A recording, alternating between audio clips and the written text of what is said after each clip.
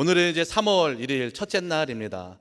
이제 3월은 특별한 의미가 있는 달이죠. 왜냐하면 대부분의 사람들이 3월이 되면 어떤 계절을 생각하냐면 이제 봄이 오겠구나라고 생각하는 달이 바로 3월입니다. 우리가 생각하는 것처럼 봄이 지금 오고 있습니다. 겨울의 차가운 날씨가 지나가고 이제 땅도 따뜻해지고 날씨도 따뜻해지면서 새로운 생명이 피어나기 시작하는 봄이 오고 있습니다. 그렇기 때문에 농사를 짓는 농부에게 있어서는 봄은 기다려지는 계절입니다. 왜냐하면 봄이 와야만 이제 땅이 녹고 그 땅에 씨앗을 뿌릴 수 있기 때문에 그렇습니다. 날씨가 따뜻해지면 따뜻해질수록 겨울에 꽁꽁 얼었던 그 땅이 녹기 시작하고 부드러워지면 그때서야 씨앗을 심을 수 있고, 지금 이 봄이 되어서 씨앗을 심어야만 이제 가을이 되면 풍성한 열매를 우리가 기대할 수 있습니다. 그런데 이 농부가 씨를 뿌리기 전에 반드시 확인해야 하는 것이 한 가지가 있는데, 그게 무엇이냐면 땅을 확인하는 것입니다. 내가 씨앗을 뿌리려고 하는 그 땅이 준비가 되어 있나? 겨울에 꽁꽁 얼었던 그 땅이 이제 녹아서 부드러워져서 씨앗을 뿌리면 그 씨앗을 품을 준비가 되어 있을까 하는 것을 반드시 확인해야 합니다. 그것을 확인하지 않고 그냥 내가 원하는 대로 내가 씨앗을 뿌리고 싶어서 씨앗을 뿌리면 어떤 일이 일어나냐면, 아무리 많은 씨앗을 뿌리더라도 그 씨앗은 땅속에 들어가서 생명을 뿜어내지 못합니다. 이는 곧 아무런 열매를 기대할 수 없음을 이야기하고 있습니다. 오늘 우리가 함께 읽은 이 호세아 10장 12절의 말씀은 이러한 원리들을 우리에게 이야기하고 있습니다. 꽁꽁 얼어버린 땅에 씨앗을 뿌려봐야 아무런 열매를 맺을 수 없는 이 원리를 선지자 호세아를 통하여서 이스라엘의 상황 가운데 권면하면서 책망하면서 우리에게 말씀해 주고 있습니다. 호세아가 이스라엘 백성들에게 하나님의 말씀을 전하던 때는 이스라엘이 완전히 영적으로 무너져버린 시대였습니다.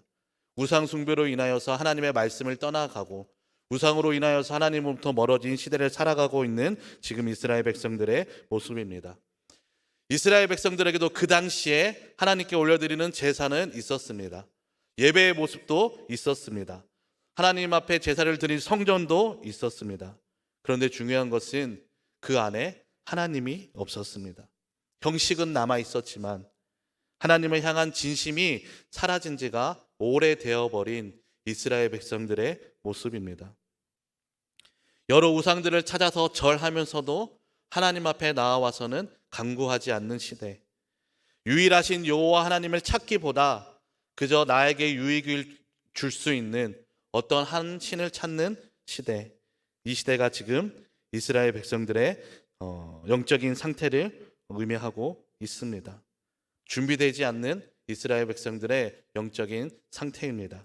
그래서 하나님께서 호세아에게 무엇을 명령하셨냐면, 너는 음란한 여인 고멜을 맞이하여서 그와 혼인하라고 말씀하십니다. 그리고 어떤 일을 경험합니까? 이제 그 음란을 끊지 못하고 여전히 음란을 따라가는 그 음란한 여인 고멜을 통하여 하나님의 마음을 조금이나마 알게 하십니다. 어떻게 보면 고멜에게 있어서는 호세아와 결혼하는 것은 구원의 사건일 수 있었습니다. 은혜의 사건일 수 있었습니다. 이제 그 음란을 끊어버리고 하나님의 말씀대로 살아갈 수 있는 사건으로 만들 수 있었지만, 그녀는 여전히 그 음란을 끊어내지 못하고 그 음란을 쫓아다니는 삶을 살게 되었습니다. 이스라엘도 지금 마찬가지입니다. 하나님으로부터 멀어진 그 우상숭배의 죄를 끊어낼 수 있지만 하나님께서 계속해서 선지자들을 통하여서 말씀하고 계십니다. 거기로부터 돌아서야 한다고, 우상숭배의 죄로부터 돌아서야 하고 너희가 지금 범하는 그 죄악으로부터 돌아서야 너희가 살 수 있다라고 말씀하시지만 이스라엘 백성들은 여전히 그 말씀에 반응하지 않습니다. 우리가 함께 읽진 않았지만 호세아 10장 1절부터 11절까지의 말씀을 보면 전부 심판에 관한 내용이 기록되어 있습니다. 너희 이렇게 심판받을 것이다. 너희의 죄악으로 인하여서 너희에게 이러한 심판이 임할 것이다 라고 이야기합니다. 그런데 하나님의 마음은 거기에 있는 것이 아니라 오늘 우리가 함께 읽은 이 10장 12절 말씀에 있습니다. 이 12절 말씀에서 하나님께서 무엇라고 말씀하십니까? 너희의 땅을 기경하라라고 말씀하십니다. 하나님의 이 한마디 속에는 하나님의 절박한 사랑이 담겨 있습니다. 너희의 묵은 땅을 기경하라. 너희가 가고 있는 그 길이 옳지 않다라는 것을 하나님께서 간절하고 정말 절박하게 호소하고 또 돌아오기를 원하시는 것입니다. 여러분, 땅이 굳어 있으면 씨를 뿌리러 온 농부가 어떻게 하면 가장 쉽고 좋은 방법일까요? 농부가 씨를 뿌리러 들에 나갔는데 그 땅이 굳어 있고 방치되어 있고 아무런 준비가 되어 있지 않는다면 농부 입장에서는 다른 땅을 찾는 것이 가장 쉽고 확실한 방법일 겁니다. 씨를 뿌리기에 준비되어 있는 땅, 씨를 뿌리기에 좋은 땅, 씨를 뿌리기만 하면 그 열매를 맺을 수 있을 것 같은 그 땅을 찾아가는 게 어떻게 보면 농부에게 있어서는 가장 쉽고 확실한 방법일 수 있습니다. 굳어버린 땅에 굳이 애쓸 필요가 없기 때문에 그렇습니다. 이스라엘의 상황도 이와 마찬가지입니다. 굳어버려서 씨앗을 뿌려도 열매를 맺을 것 같지 않는 그 상태. 그런데 우리 하나님께서는 이 이스라엘을 포기하지 않고 말씀하십니다. 너희의 묵은 땅을 기경하라. 내가 너희를 포기하지 않았다. 내가 너희를 회복시킬 것이니 너희의 묵은 땅을 기경하라라고 말씀하십니다. 오늘 본문 12절의 말씀을 다시 한번 읽어보도록 하겠습니다. 너희가 자기를 위하여 공의를 심고 인애를 거두라. 너희 묵은 땅을 기경하라. 지금이 곧 여호와를 찾을 때니 마침내 여호와께서 오사 공의를 비처럼 너희에게 너희에게 내리시리라. 내리시리라. 아멘. 이 말씀은 이스라엘 백성에게만 하시는 말씀이 아닙니다.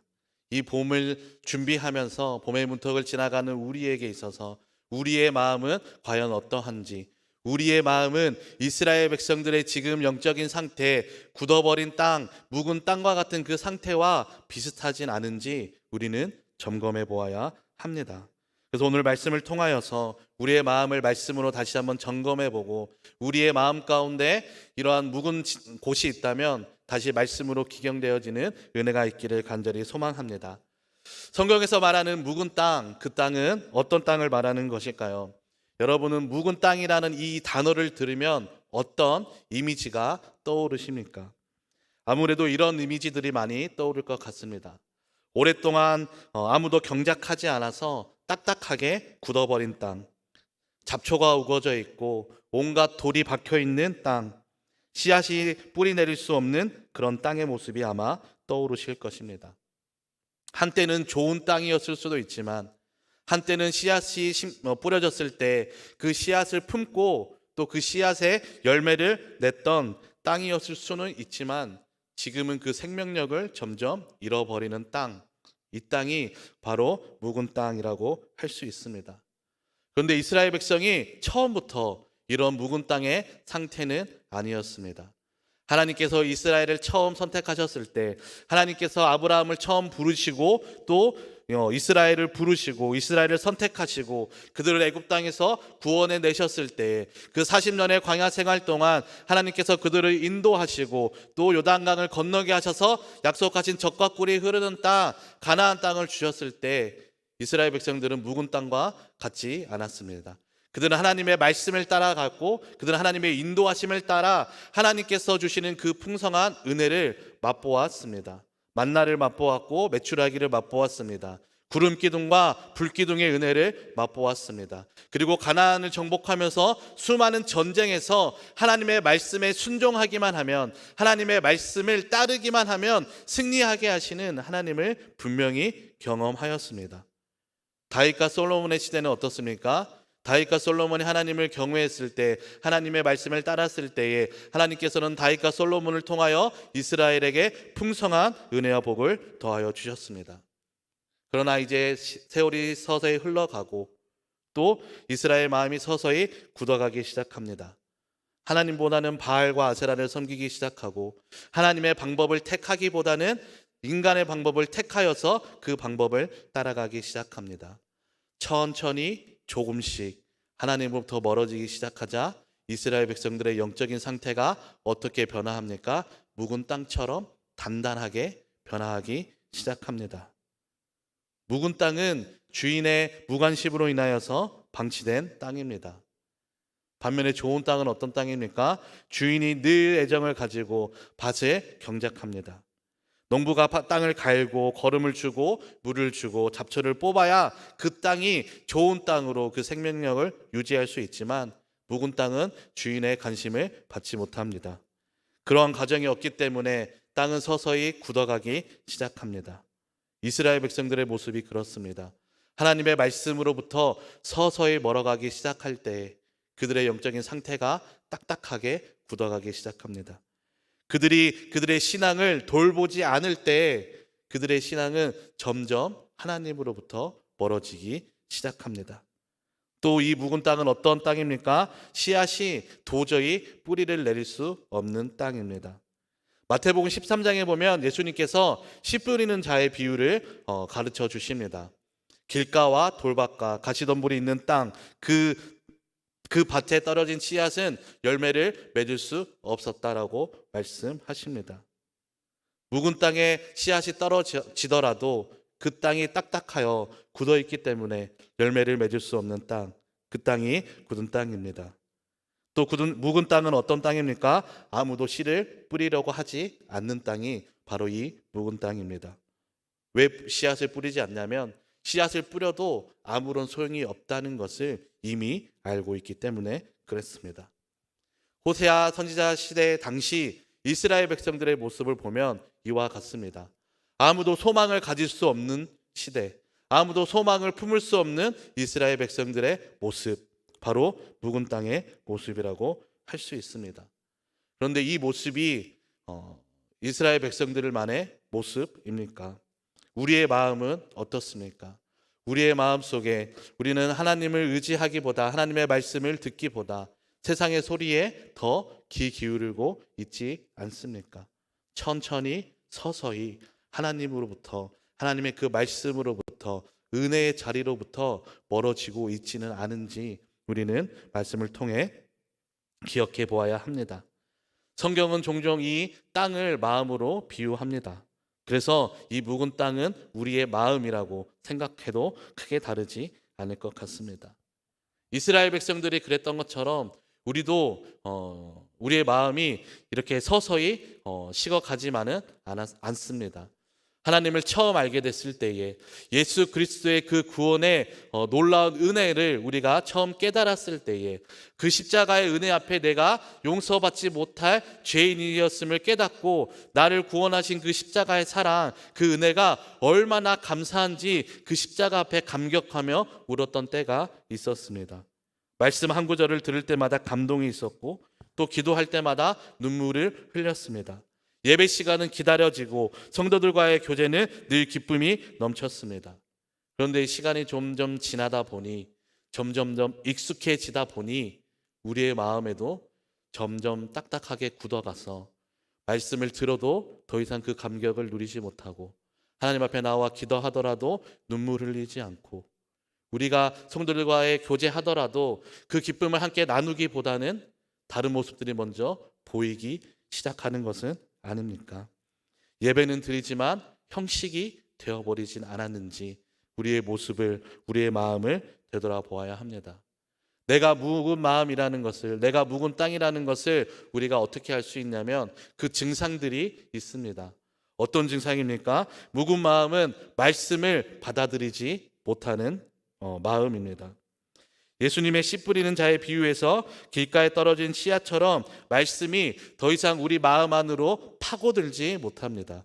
말씀을 듣기는 듣지만 그 말씀의 생명력이 우리의 마음 가운데, 우리의 삶 가운데 더 이상 영향을 주지 못하는 것입니다. 귀로는 듣지만 마음에 새겨지지 않는 말씀. 예배가 끝나면 오늘 무슨 말씀이 있었는지조차 기억나지 않는 마음. 말씀을 듣긴 했지만 그 들었다는 사실만 있을 뿐이고 말씀이 나의 삶을 전혀 변화시키지 못한 마음이 있다면 나의 마음은 굳은 마음이 아닌지, 나의 마음은 묵은 마음이 아닌지 우리는 점검해 보아야 합니다. 또한 이 묵은 마음은 기도가 끊어진 마음임을 우리는 기억해야 합니다. 우리가 다 아는 것처럼 기도는 하나님과의 관계에 있어서 무엇과도 비교할 수 없는 방법입니다. 그런데 이 기도가 끊어지면 땅이 메말라 가는 것처럼 우리의 마음도 메말라 갈 수밖에 없습니다. 막상 기도하려고 앉아도 어떻게 기도해야 될지, 무엇을 기도해야 될지 갈팡질팡하다가 기도의 자리를 떠나고 계시지는 않습니까? 하나님과의 진실한 교제가 메마르긴 하지만 그 메마름을 하나님 앞에 충분히 토해내지 못하고 있지는 않습니까? 만약에 나의 마음이 이렇다면 나의 마음이 묵은 땅과 같은 마음이 아닌지 우리는 점검해 보아야 합니다. 그리고 묵은 마음은 어떤 마음이냐면 습관과 타성에 젖은 마음입니다. 습관처럼 교회에 나오기는 하지만, 습관처럼 예배를 드리기는 하지만 더 이상 그 안에서 어떠한 하나님을 향한 진심이나 말씀을 향한 갈망이나 그 감격이나 기쁨을 누릴 수 없습니다. 삶의 일부로 살아야 하지만 삶의 그냥 한 코스처럼, 지나가버린 코스처럼 되어버리는 것, 묵은 마음의 상태입니다. 우리가 혹시라도 나의 마음이 이런 마음이 있다면 우리는 반드시 말씀 앞에 또 이 마음을 점검해 보아야 합니다. 이 묵은 땅과 묵은 마음에 대해서 이야기를 드리면 혹시라도 낙심하시는 분이 계실지도 모르겠습니다. 내 마음이 그런데, 내 마음이 지금 그런 상태인데, 목사님께서 말씀하시는 거 보니까 내가 그런 것 같아. 어떡하지? 내 마음을 어떡하지? 라고 생각하시는 분이 계실 수도 있습니다. 그러나 소망이 있습니다. 그 마음이 끝이 아니라고 하나님께서는 오늘 우리에게 말씀하십니다. 이스라엘 백성들이 지금 이런 묵은 땅과 같은 마음, 그런 영적인 상태에 있었습니다. 이스라엘 백성들에게 하나님께서 무엇라고 말씀하십니까? 너희는 마음이 굳었으니 너희의 마음은 묵은 땅과 같으니 이제 내가 너희를 버리겠다 말씀하시지 아니하시고 너희의 묵은 마음을, 너희의 묵은 땅을 기경하라라고 말씀하십니다. 묵은 땅은 완전히 죽은 땅처럼 보이지만 죽은 땅이 아닙니다. 그저 딱딱하게 굳어 있을 뿐입니다. 겉으로 보기에는 아무런 생명력이 없는 것처럼 보이기도 하고 그 딱딱함 위에 씨앗이 뿌려졌을 때는 아무런 생명을 품을 수도 없는 땅처럼 보이지만 생명의 가능성이, 회복의 가능성이 여전히 남아 있습니다. 단지 변화가 필요합니다. 그 변화가 무엇이냐면 그 묵은 땅을 기경하는 것입니다. 우리가 잘 아는 것처럼 이 기경이라는 말은 단단하게 굳어버린 땅을 쟁기나 농기구로 갈아엎어서 다시 부드럽게 만드는 것을 이야기합니다. 굳은 땅을 있는 그대로 두면 생명을 품을 수 없는 땅이지만 그 땅을 기경하기 시작하면, 그 땅을 갈아엎기 시작하면 그 땅은 다시 예전에 그랬던 것처럼 씨앗을 품고 생명을 뿜어낼 수 있는 땅이 될 줄 믿습니다. 우리의 마음도 마찬가지입니다. 혹시라도 내 마음 가운데 묵은 땅과 같은 마음의 상태가 있다면 그것이 끝이 아니라, 소망이 없는 것이 아니라 다시 회복할 그 가능성이 있다라고 하나님께서 오늘 우리에게 말씀하십니다. 그런데 무엇이 필요합니까? 변화가 필요합니다. 더 이상 그 단단한 땅을 유지하지 않고 그 땅을 변화시킬 기경하는 것이 필요합니다. 그 땅이 기경되지 않으면 아무리 좋은 말씀의 씨앗이 뿌려져도, 아무리 은혜로운 예배 자리에 있어도 우리의 마음은 변화하지 않습니다. 그렇기 때문에 우리의 마음에도 기경이 필요하고 변화가 필요합니다. 묵은 마음과 기경된 마음은 완전히 다릅니다. 그저 삶에 대한 태도, 어떤 자세에 대한 변화만을 의미하는 것이 아니라 삶을 살아가는 모든 방면에 대해서 많은 차이가 있습니다. 그리고 결정적으로는 우리의 삶을 통하여 맺어지는 열매에 있어서 많은 차이가 있습니다. 묵은 마음은 말씀을 들어도 그 말씀이 마음 안에 파고들지 못합니다. 말씀을 귀로는 듣지만 마음에 새겨지지 않습니다. 그러다 보면 착각하기 시작합니다. 나는 예배를 드렸으니 말씀을 들었다. 설교를 들었으니 내 안에 말씀이 있다라고 착각하기 쉽습니다. 그러나 그 삶에는 열매를 맺을 수 없음을 우리는 기억해야 합니다. 반드시 기경하는 마음은 어떻습니까? 하나님의 말씀이 떨어지기만 하면, 하나님 말씀이 내 삶에, 내 귀에 들리는 것뿐만 아니라 내 마음에 심겨지기만 하면 열매를 맺을 줄 압니다. 그래서 말씀을 대하는 태도부터가 달라질 수밖에 없습니다. 하나님, 오늘 예배를 통하여서 나에게 말씀하여 주십시오. 선포되어진 하나님의 말씀이 깨달아지게 하시고 그 깨달아진 말씀으로 나의 삶이, 나의 마음이 변화되기를 간절히 원합니다라는 삶의 태도로 또 예배 자리로 나오는 것을 우리는 기억해야 합니다. 그러면 우리의 방향, 우리의 마음은 당연히 묵은 마음을 넘어서서 그 기경하는 것을 통하여서 이제 기경된 마음으로 나아가야 합니다. 그럼 우리의 마음을 어떻게 기경할 수 있을까요? 그저 굳세게 다시 한번 결단하고 오늘부터는 나의 마음을 부드럽게 해야지, 오늘부터는 나의 마음을 이제 딱딱한 모습을 제거해야지 우리가 결단한다고 우리의 마음이 저절로 기경되지는 않습니다. 우리의 마음을 기경하는 것, 우리의 마음의 변화를 일으키는 것, 우리의 마음이 변화할 수 있는 것은 오직 성령님의 도우심 밖에 없음을 우리는 고백하며 살아가야 합니다. 기경의 시작은 무엇입니까? 예수 그리스도를 내 마음속에 모시는 것, 그것이 내 마음이 기경하는 첫 발걸음이 됩니다. 요한계시록 3장 20절은 이렇게 기록합니다. 우리가 잘 아는 말씀인데요, 함께 읽어보도록 하겠습니다. 볼지어다 내가 문 밖에 서서 두드리노니 누구든지 내 음성을 듣고 문을 열면 내가 그에게로 들어가 그와 더불어 먹고 그는 나와 더불어 먹으리라. 아멘. 이 말씀에서 우리가 주목해서 보아야 할 것은 문 밖에 서서 두드린다라는 표현입니다. 문 밖에 서서 두드린다라는 것은 무엇입니까? 아직 예수님을 향한 마음의 문이 닫혀 있다라는 것입니다. 마음이 딱딱하게 굳어 있다라는 것입니다. 그런데 기경하는 마음은 어떤 것을 이야기합니까? 이 닫힌 마음의 문이, 예수님께서 밖에 계시는데 예수님의 음성이 들리는데 여전히 닫혀 있는 이 마음의 문을 여는 것입니다. 누가 할 수 있습니까? 내가 할 수 있는 것이 아니라 주님의 음성을 들었을 때에 그 음성에 반응함으로 우리가 할 수 있습니다. 그리고 예수님께서 우리의 마음에 오시면 어떤 일이 일어납니까? 예수님과 더불어 먹는 놀라운 은혜가 시작되기 시작합니다. 이는 곧 우리의 마음이 기경되고 우리의 마음이 변화하는 것으로 우리가 이해할 수 있습니다.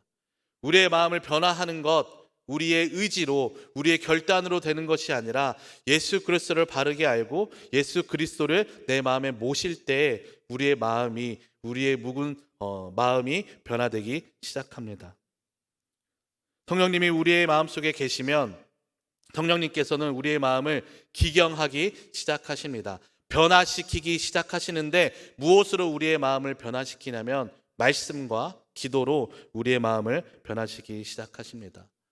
딱딱하게 굳어있던 우리의 마음에 살아있는 하나님의 말씀이 심겨지기 시작합니다. 그 생명력 있는 하나님의 말씀이 우리 마음 가운데 어떤 일을 변화시키냐면 우리의 딱딱해서 굳어버린 마음을 하나하나 부드럽게 바꾸어가기 시작하십니다.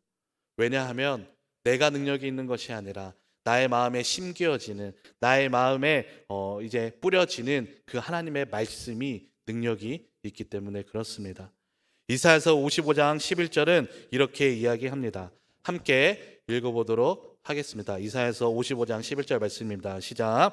내 입에서 나가는 말도 이와 같이 헛되이 내게로 돌아오지 아니하고 나의 기뻐하는 뜻을 이루며 내가 보낸 일에 형통함이라. 아멘. 하나님께서 말씀하시는 것이 무엇이냐면 나의 입에서 나가는 이 말이 헛되이 돌아오지 않는다 말씀하십니다. 하나님의 말씀은 헛되이 돌아오지 않고 하나님의 말씀이 선포되어지는 곳에 반드시 능력으로 임하십니다. 그리고 하나님의 그 말씀이 우리의 마음 가운데 선포되어진다면 우리의 마음이 하나님의 말씀으로 인하여서 그 능력으로 인하여서 변화되기 시작할 것입니다. 굳어버린 땅을 뚫고 들어가는 쟁기처럼, 그리고 그 쟁기가 지나가는 땅이 기경이 되어서 변화하는 것처럼 하나님의 말씀이 우리의 마음에 심겨지고 하나님의 말씀이 우리의 마음에 선포되면 그 쟁기와 같이 우리의 마음을 부드럽게 만드실 줄 믿습니다. 히브리서 4장 12절의 말씀은 이것을 더 명확하게 우리에게 가르쳐주고 있습니다. 함께 읽겠습니다. 하나님의 말씀은 살아있고 활력이 있어 좌우의 날선 어떤 검보다도 예리하여 혼과 영과 및 관절과 골수를 찔러 쪼개기까지 하며 또 마음의 생각과 뜻을 판단하나니. 아멘. 하나님의 말씀은 우리의 가장 깊은 곳까지 파고들어서 역사하십니다. 우리의 딱딱하게 굳어있는 그 마음을 하나님의 말씀이 들어가기 시작하면 우리의 그 딱딱함이 이제 부드럽게 변하기 시작합니다. 하나님의 말씀에 능력이 있기 때문에 그렇습니다. 그러면 우리가 무엇을 해야 할까요? 이 능력 있는 하나님의 말씀을 대할 때 우리가 어떤 마음으로 대해야 할까요?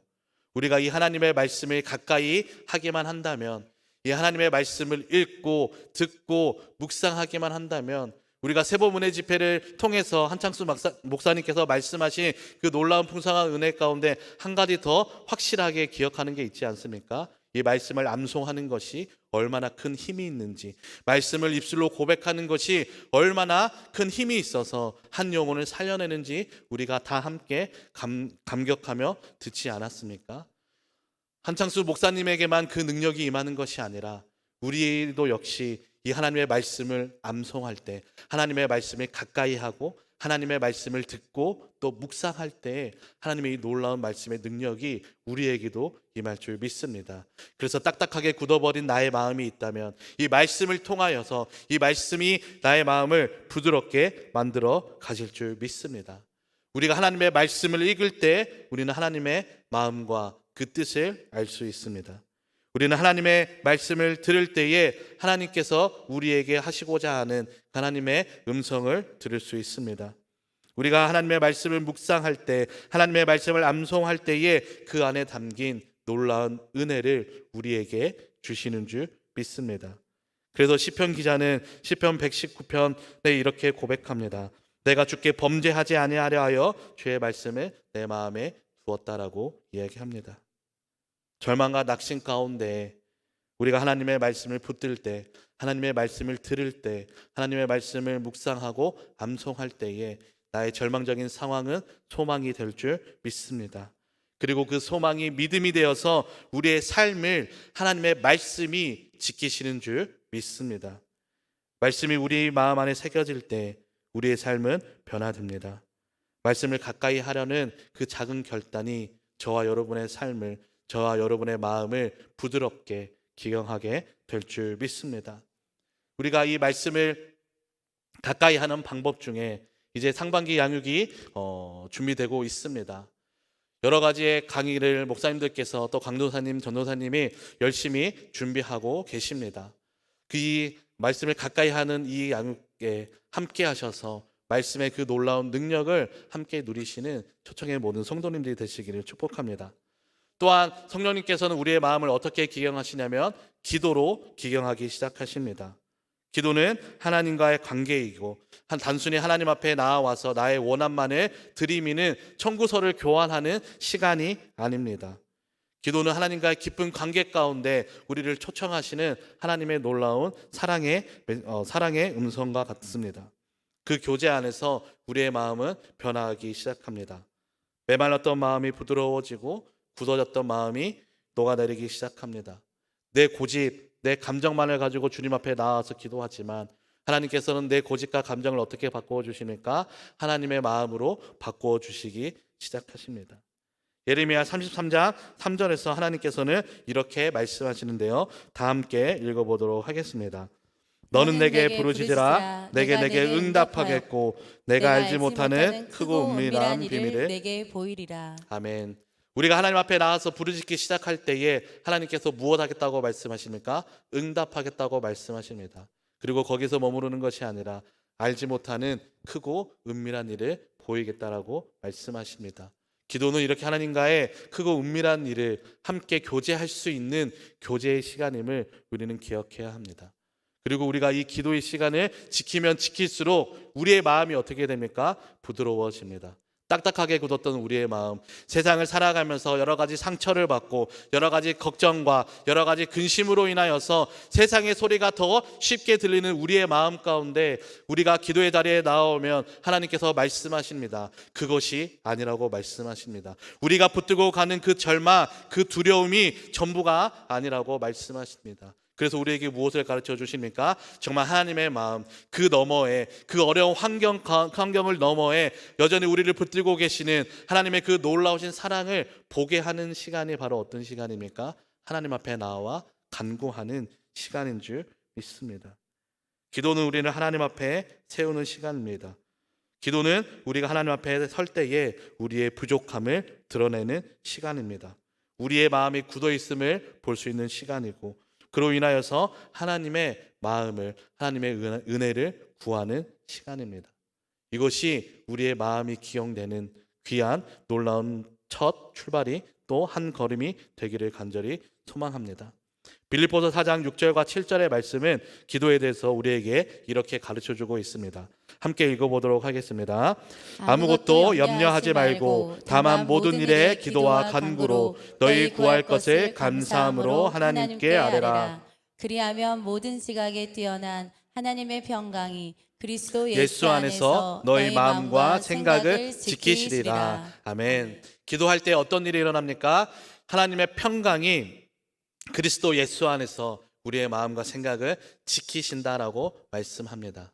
기도할 때에 어떤 일이 일어납니까? 세상의 근심과 걱정으로 염려뿐인 우리의 마음에 우리의 생각을 그것이 아니라고 우리의 생각과 마음을 지켜주십니다.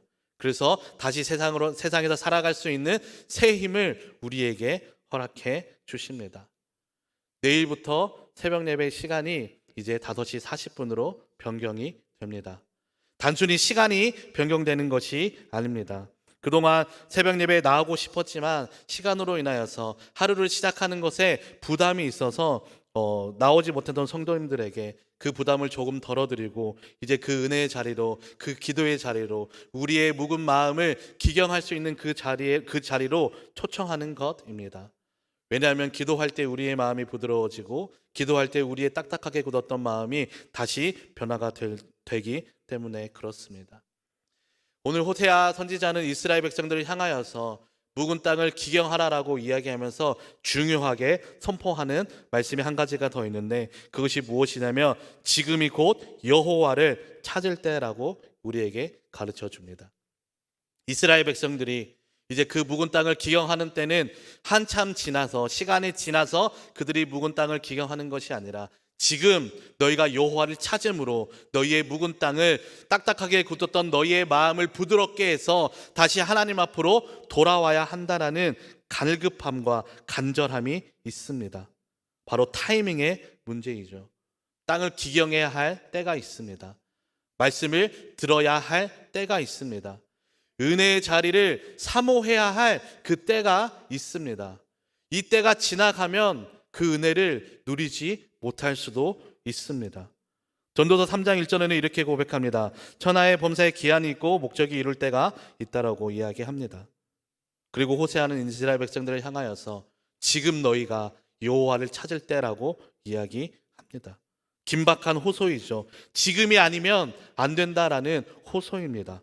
더 이상 미룰 수 없다라는 간절한 고백이자 경고입니다. 지금 너희가 너희의 묵은 땅과 같은 이 마음을, 너희의 신앙을 기경하지 않으면, 하나님을 다시 바라보지 않으면 이제 모든 것이 다 끝나버린다라는 갈급한 호소입니다. 왜 지금이어야만 합니까? 조금 여유가 생기면, 조금 나에게 좀 할 수 있는 여력이 좀 생기면 하는 것도 충분하지 않습니까? 라고 이야기하지만 지금이어야만 하는 이유는 이 은혜의 시간은 언제든지 열려있지 않기 때문에 그렇습니다. 하나님께서는 우리를 사랑하시고 긍휼이 풍성하신 분이십니다. 반면에 분명하게 심판의 날도 있음을 우리에게 가르쳐 주시는 공의의 하나님이십니다. 아모스 8장 11절과 12절의 말씀을 다 함께 읽어보도록 하겠습니다. 주 여호와의 말씀이니라. 보라, 날이 이를지라. 내가 기근을 땅에 보내리니 양식이 없어 주림이 아니며 물이 없어 가람이 아니요 여호와의 말씀을 듣지 못한 기갈이라. 사람이 이 바다에서 저 바다까지 북쪽에서 동쪽까지 비틀거리며 여호와의 말씀을 구하려고 돌아다녀도 얻지 못하리니. 아멘. 하나님의 말씀을 들을 수 있는 때가 있습니다. 그 때를 놓치면 하나님의 말씀을 듣고 싶어도 듣지 못하게 되는 때도 올 수 있음을 우리는 기억해야 합니다. 왜 반드시 지금이어야만 합니까? 지금 우리의 마음이 기경되어야만, 지금 묵은 마음이 기경되어야만 씨앗을 뿌리고 열매를 기대할 수 있기 때문에 그렇습니다. 봄의 땅을 기경하지 않으면 씨앗을 뿌릴 수 없습니다. 그러면 당연하게 그 열매를 우리가 기대할 수 없습니다. 신앙의 삶도 마찬가지입니다. 오늘 내 마음이, 오늘 나의 삶이 하나님 앞에 기영되지 않으면 우리의 마음속에 말씀의 씨앗, 기도의 씨앗이 심겨질 수 없고 우리의 삶에 그 열매들을 기대할 수가 없습니다. 그래서 지금 여호와를 찾아야 할 때입니다. 그래서 지금 우리의 마음이 딱딱하게 굳어지지 않도록 기경해야 하는 때입니다. 지금 우리가 하나님 앞에 결단하고 우리의 마음을 기경하기 시작할 때 하나님께서는 우리의 삶을 통해 풍성한 은혜를 주실 것입니다. 우리가 왜 지금 우리의 마음을 기경하며 하나님을 찾아야 합니까? 우리의 마음이 기경되어 있어야만, 변화되어 있어야만 하나님께서는 그 위에 하나님께서 풍성한 은혜를 주시고 또 역사하시기 때문에 그렇습니다. 오늘 본문 마지막의 말씀을 보면 이렇게 기록되어 있습니다. 마침내 여호와께서 오사 공의를 비처럼 너희에게 내리시리라. 언제 주십니까? 묵은 땅 위에 내려주시지 않습니다. 굳어버린 마음 위에 내려주시지 않습니다. 묵은 땅이 기경되고 그 마음이 부드러워지고 다시 하나님의 말씀을 품을 준비가 되었을 때에 하나님께서 공의를 비처럼 내려주셔서 풍성한 은혜를 우리에게 주시겠노라고 약속하십니다. 그렇기 때문에 지금입니다. 그렇기 때문에 오늘입니다. 오늘 우리가 여호와 하나님을 찾아야 하고 오늘 우리가 하나님의 말씀을 붙들어야 하고 오늘 우리가 그 기도의 자리를 사모함으로 나아가야 합니다. 왜냐하면 우리가 이때 하나님을 찾을 때에 우리의 마음을 가지고 주님 앞에 나와 우리의 마음이 기경되면 하나님께서 풍성한 은혜를 주시겠노라고 삶의 풍성한 열매를 맺게 하시겠노라고 약속하시기 때문에 그렇습니다. 말씀을 마무리하려고 합니다.